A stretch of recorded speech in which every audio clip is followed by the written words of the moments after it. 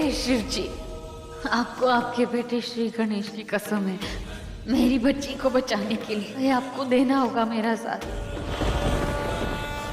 जय भोलेनाथ। ओम नमः शिवाय, ओम नमः शिवाय, ओम नमः शिवाय।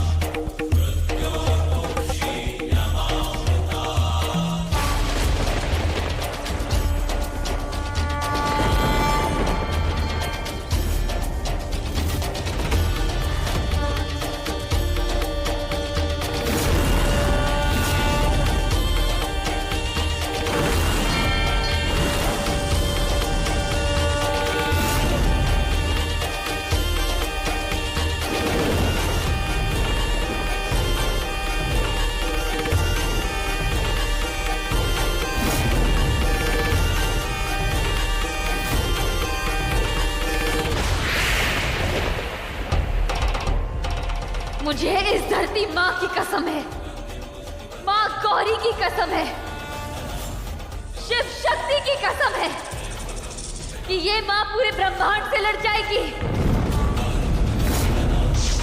पर अपनी बच्ची तक पहुंच के दिखाएगी। तुम शैतान मुझे मेरी बच्ची से कभी दूर नहीं कर सकते।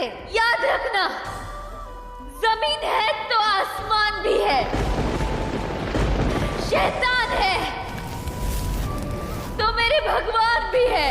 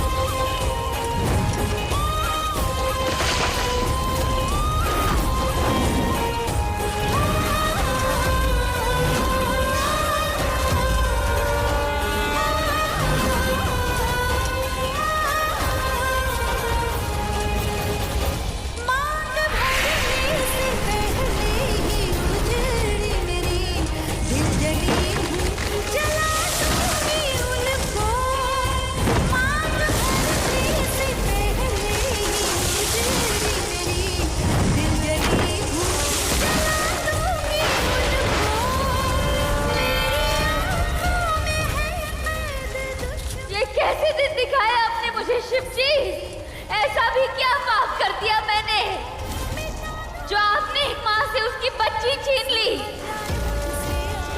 मैंने आज तक सिर्फ बुराइयों का विनाश किया है और उसके बदले मुझे क्या मिला? धोखा, वो भी एक बार नहीं, बार बार। यह आपकी विधि का कैसा विधान है शिव जी?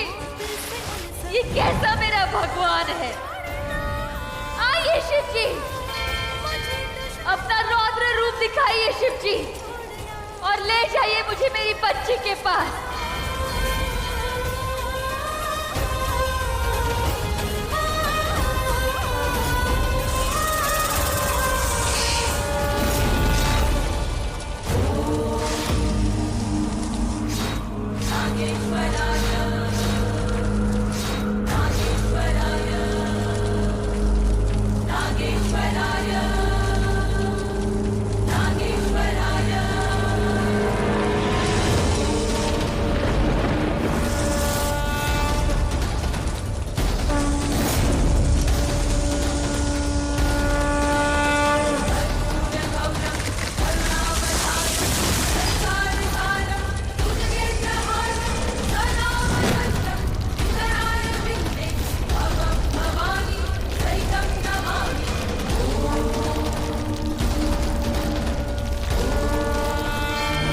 अरे बाप रे, इतना बड़ा तूफान!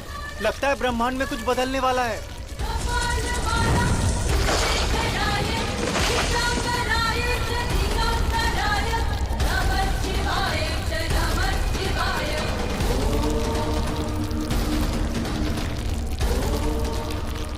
राजेश बेटा, इतना बड़ा तूफान आ रहा है और तुम्हारी पत्नी क्यारा कहाँ है?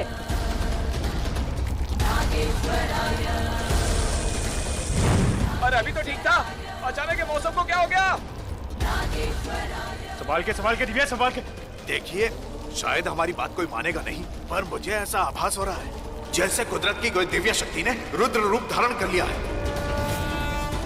ऐसा तूफान तभी आता है जब श्री हरि विष्णु को उनकी नींद से जगाया जाता है। क्या शिवजी रुद्र रूप में तांडव करते हैं, या फिर शेषनाग या शेष नागिन का रुद्र रूप खड़ा हो जाता है, तभी ऐसा तूफान आता है।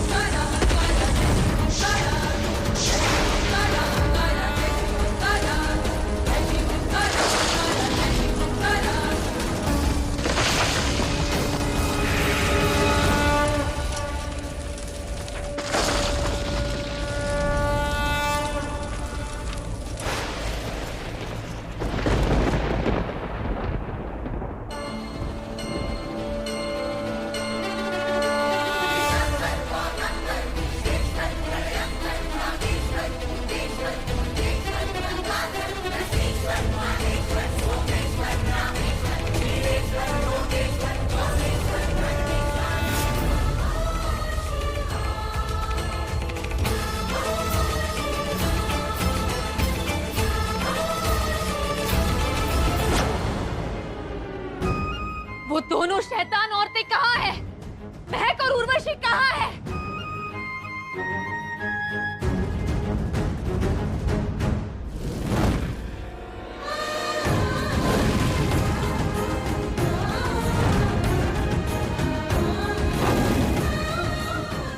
आज अगर मुझे मेरी बच्ची नहीं मिली तो मैं सब कुछ तबाह कर दूंगी। इन शैतानों के खून के एक एक कतरे को निचोड़ लूंगी, सबसे बदला लूंगी, किसी को नहीं छोड़ूंगी, सबको मार दूंगी।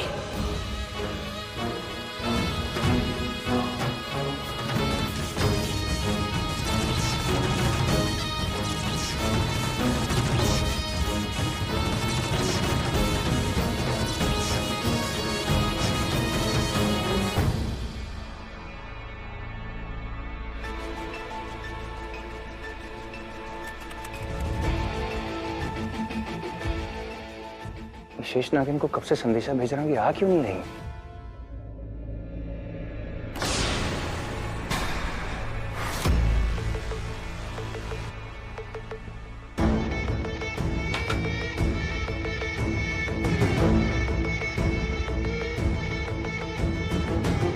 मुझे क्यों बुला रहा है? कौन बुला रहा है? उर्वशी, वो आसमान में तुम्हें दिखाई दे रहा है? ये प्रोफेसर का बुलावा है। जब भी वो शेषनागन को बुलाना चाहते हैं तो ये कुदरती मैसेज वो भेजते हैं। क्या? हाँ, जब भी प्रथा इस देश को बचाने में लगी रहती थी तो उसके बदले में मैं जाती थी, लेकिन इस बार मैं नहीं जाऊंगी। उस प्रोफेसर को ये नहीं मालूम कि जिन लोगों को वो इस देश का रक्षक समझ रहा है वो ही इस देश को तबाह कर रहे हैं।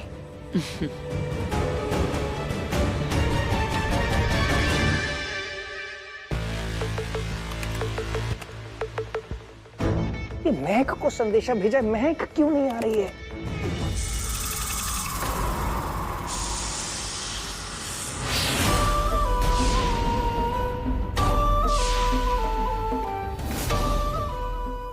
शेष नागिन,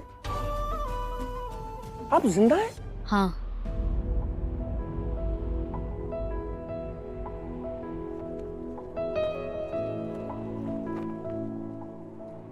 मेरी बेटियां हैं अनमोल, प्रार्थना। अनफॉर्चुनेटली मेरी पत्नी इनको जन्म देने के बाद एक्सपायर हो गई थी। 1.5 साल से मैं खुद ही संभाल रहा हूँ। अब तो जैसे जीने की वजह बन गई। बस मेरी भी बेटी इसी उम्र की होगी अब। आपकी बेटी? हाँ, मैंने भी एक बेटी को जन्म दिया था, पर जन्म देते वक्त डॉक्टर ने कहा था कि मेरी बेटी मर चुकी है, पर मेरी बेटी जिंदा है और मुझे ही नहीं पता कि वो कहाँ है। दुनिया की क्या ही कहूँ, मेरी अपनी बहन ने मुझे धोखा दिया है, मुझसे मेरा प्यार छीन लिया, मुझसे मेरी बेटी छीन ली। अब मैं महक से उसकी जिंदगी छीनने वाली हूँ। मैं उसे मारने वाली हूँ। शेष नागिन, आप जिंदा है ना? मैं बहुत खुश हूँ। पर मैं बहुत दुखी हूँ। मैं आपका दर्द समझ सकता हूँ। आपने संदेशा भेजा था, क्यों बुलाया मुझे? संदेशा तो महक को भी भेजा था। अपनी होती तो आती ना, पर अब वो देश के दुश्मनों के साथ है। क्या कह रही हैं आप? हाँ, इस बार 15 अगस्त का सेलिब्रेशन केदारनाथ में होने वाला है। देश के टॉप मिनिस्टर्स, डिफेंस ऑफिसर्स, आने वाले सालों के विश्वकर्मा, सब लोग वहाँ पर इकट्ठा होकर प्लानिंग करेंगे कि देश की उन्नति के लिए क्या किया जाए। और देश के दुश्मन वहाँ पर विस्फोट करने का प्लान कर रहे हैं। आर्मी अपने बेस्ट ऑफिसर्स वहाँ भेजेगी, पर दैट्स नॉट इनफ। मुझे नहीं लगता कि वो काफी है। शेष नागिन, आपका वहाँ पर होना ज्यादा जरूरी है। आप समझ रही हैं ना? इस बार दोधारी तलवार बनकर काम करूंगी, क्योंकि मैं जानती हूँ कि वहाँ तबाही कौन मचाने वाले हैं। जैंग, उर्वशी और महक, जिन्होंने मेरी जिंदगी तबाह कर दी और अब देश तबाह करना चाह रहे हैं। वो भी किस लिए? बस कुछ पैसों के लिए। पर इस बार मैं उनके सारे मकसद तहस नहस कर दूंगी। बिजली बनकर उनके सर पे टूट पड़ूंगी, क्योंकि इस बार बदला एक नहीं 2 है। पहला बदला मुझसे मेरे पति को छीन लेने का, मुझसे मेरी बच्ची को छीन लेने का, और दूसरा बदला मेरे देश का। तेरी मिट्टी में मिल जावा गुल बन के, मैं खिल जावा, इतनी सी है दिल की आरज़ू। मुझे इस शिव भूमि के मिट्टी की कसम, मेरे शिव की कसम, केदारनाथ की तरफ अगर कोई कदम भी बढ़ाए तो मैं उसे रोकूंगी। मैं मेरे देश को तबाह होने से बचाऊंगी। यह हमारी भूमि है, हमारी मातृभूमि, हमारी माँ की ये गोद, ये मिट्टी जिससे कई शहीदों ने अपना तिलक लगाया था। जो भी हमारे देश की तरफ उंगली उठाएगा मैं उसे मिटा दूंगी, खुद मिट जाऊंगी। गोदी में खेलती है इसकी हजारों नदियाँ, गुलशन है जिसके दम से रश के जिना, सारे जहां से अच्छा हिंदुस्तान हमारा। ऐ मेरी ज़मीं अफसोस नहीं, जो तेरे लिए 100 दर्द सहे, महफूज रहे तेरी आन सदा, चाहे जान मेरी रहे न रहे।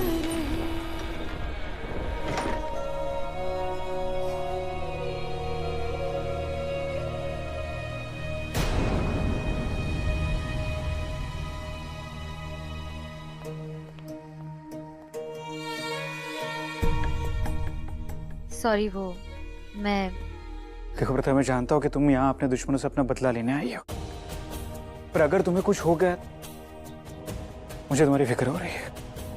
छोड़ दो ना ये सब। मैंने सुना है कि रेहान और रितेश की डेड बॉडी मिली है। गुजरात फैमिली से फोन आया था, दिव्या पर वहीं पे गई है। प्रथा, खतरा पहले भी था, पर अब खतरा बहुत ज्यादा बढ़ गया है। ये खतरा तो कुछ भी नहीं है। इससे भी बड़े खतरों का सामना किया है मैंने अकेले। मेरा ऋषभ अब इस दुनिया में नहीं रहा, पर आज मुझे पता चला है कि मेरी बच्ची अब भी जिंदा है। मेरी बच्ची अब भी जिंदा है और मुझे नहीं पता उन शैतान औरतों ने उसे कहाँ छिपा के रखा है।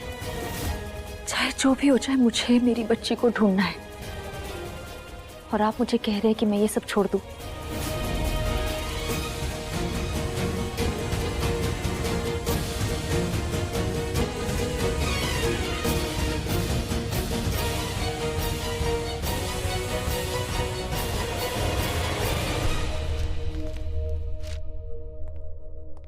नमक की फैक्ट्री की जमीन के नीचे एक गुप्त मार्ग है। उस गुप्त मार्ग से 2 रास्ते निकलते हैं, एक जो बॉर्डर की तरफ जाता है और दूसरा कैंप की तरफ। वो कैंप जो केदारनाथ के पास है। केदारनाथ? हाँ, केदारनाथ में एक बहुत बड़ा हमला होने वाला है। You mean to say Urvashi and महक? हाँ,